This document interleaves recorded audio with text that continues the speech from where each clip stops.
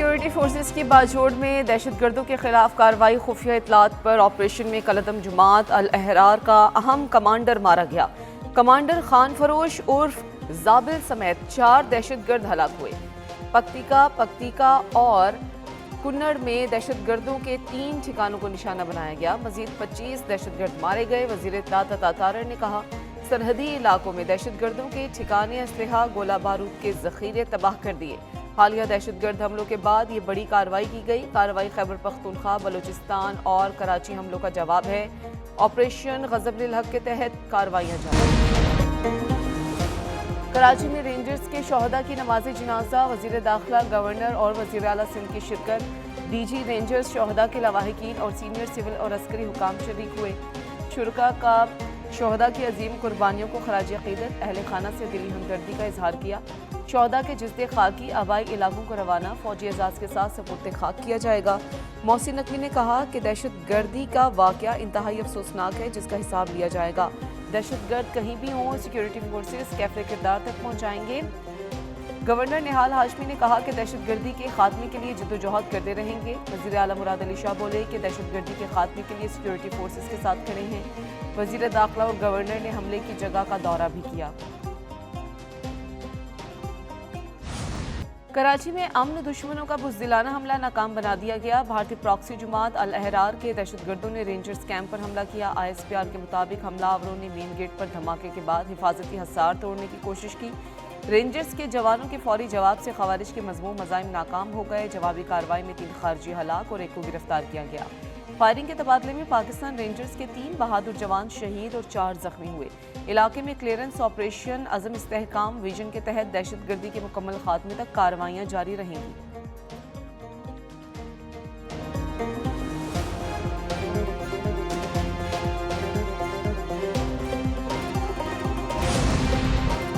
सदर और वज़ीर आज़म की कराची में दहशतगर्द हमले की शदीद मज़म्मत। सदर आसिफ अली ज़रदारी ने कहा कि दहशतगर्दी की जंग में कौम बहादुर सिपाहियों की कुर्बानियाँ फरामोश नहीं करेगी।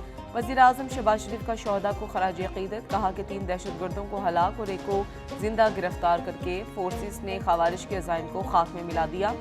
बिलावल भुट्टो ज़रदारी ने कहा कि कौम अपने वतन की हिफाजत और दुश्मन के मज़मूम अज़ाइम को खाक में मिलाने के लिए पुरअज़्म है।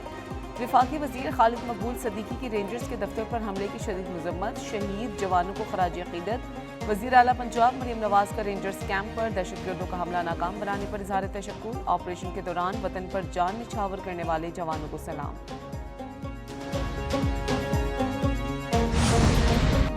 कौम की हिफाजत के लिए कुर्बानियाँ हमारे अज़म को मज़ीद मजबूत बना दी हैं। फील्ड मार्शल से हिदा से मुल्क का पैगाम। शोहदा को खराज अक़ीदत। लवाहिकीन से दिली ताज़ियत का इजहार। ISPR के मुताबिक जवानों की शहादत का बदला लिया जाएगा। हमले के जिम्मेदारों के खिलाफ कार्रवाई होगी।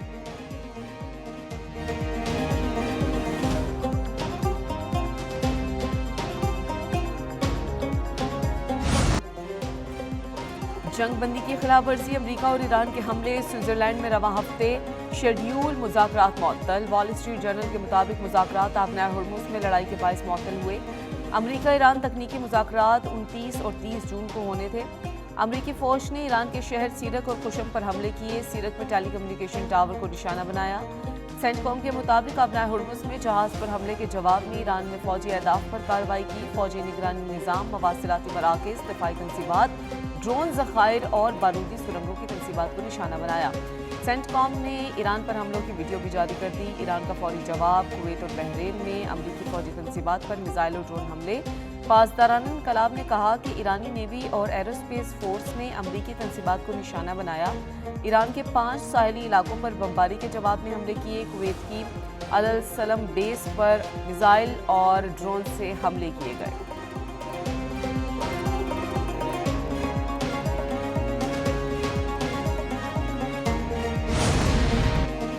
अमरीका और ईरान का एक दूसरे पर हमले रोकने पर इत्तफाक। अमरीकी और ईरानी हुकाम की मंगल को दोहा में अहम मुलाकात होगी।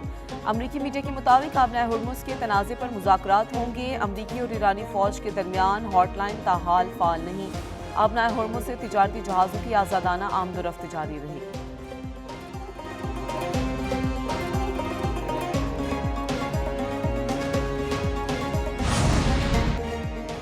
ایران خطے کو امریکی فوجی اڈوں کے لیے جہنم بنا دے گا، ایرانی پاسداران انقلاب کی دھمکی، کہا کہ ایران پر امریکی حملہ اسلام آباد مفاہمتی یادداشت کے منافی ہے، امریکی خلاف ورزی کے نتیجے میں تمام سفارتی عمل مکمل روک دیا جائے گا، امریکی اقدامات سے خطے میں ایرانی کنٹرول کو ختم نہیں کیا جا سکتا، امریکہ کی کویت اور بحرین میں اپنے فوجی اڈوں پر ایرانی حملوں کی تصدیق، امریکی عہدیدار نے کہا کہ امریکی اڈوں پر حملوں میں تاحال جانی یا بڑے مالی نقصان کی اطلاع نہیں ملی، بحرین کا کئی ایرانی میزائلز اور ڈرونز کو تباہ کرنے کا دعویٰ، کویت نے اپنی خود مختاری کے خلاف ایرانی جارحیت کا مذمت کیا۔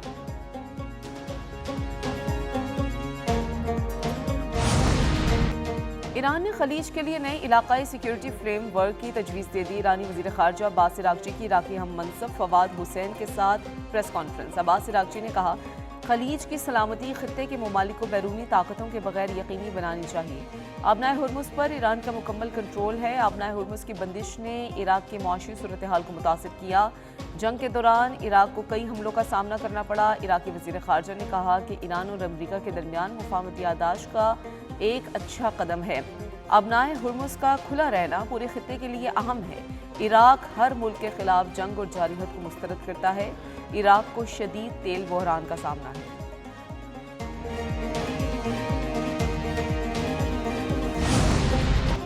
ایران امریکہ کشیدگی، پاکستان سفارتی محاذ پر پھر متحرک، نائب وزیر اعظم اسحاق ڈار کا فریقین پر جنگ بندی معاہدے کی مکمل پاسداری کرنے پر زور، نائب وزیر اعظم اسحاق ڈار کی سعودی وزیر خارجہ فیصل بن فرحان سے ٹیلی فونک گفتگو، خطے کی صورتحال پر تبادلہ خیال، اسحاق ڈار نے خطے میں امن کے لیے پاکستان کے عزم کا اعادہ کیا، سعودی وزیر خارجہ نے جلد پاکستان کے دورے کی خواہش کا اظہار کیا، اسحاق ڈار کا سعودی عرب میں ہیلی کاپٹر حادثے میں جانی نقصان پر اظہار افسوس، اسحاق ڈار کا یورپی یونین خارجہ پالیسی سربراہ کایا کلاس سے ٹیلی فونک رابطہ، کایا کلاس نے اسلام آباد مفاہمتی یادداشت کے لیے پاکستان کی کوششوں کو سراہا، نائب وزیر اعظم کا بحرین کے وزیر خارجہ عبداللطیف بن راشد سے بھی ٹیلی فونک رابطہ ہوا۔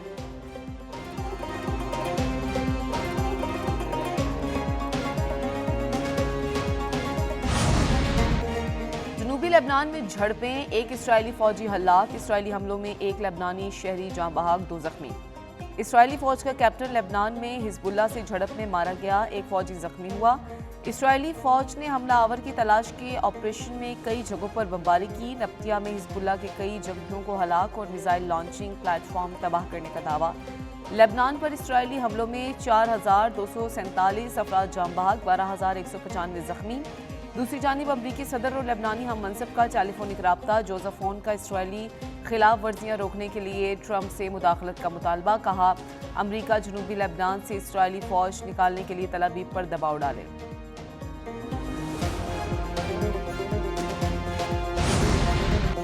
ایرانی سپریم لیڈر کا امریکہ اور اسرائیل کے جنگی جرائم کے خلاف عدالتوں میں کارروائی کا حکم، سپریم لیڈر مجتبیٰ خامنہئی نے کہا کہ ایرانی قوم اہم قانونی اور عدالتی مسائل کا سامنا کر رہی ہے، بین الاقوامی مجرموں کی جانب سے پامال قوانین کی بحالی اور قانونی کارروائی کرنا ہے، ایرانی عوام کے حقوق کا تحفظ انفرادی قانونی معاملات سے بڑھ کر ہے۔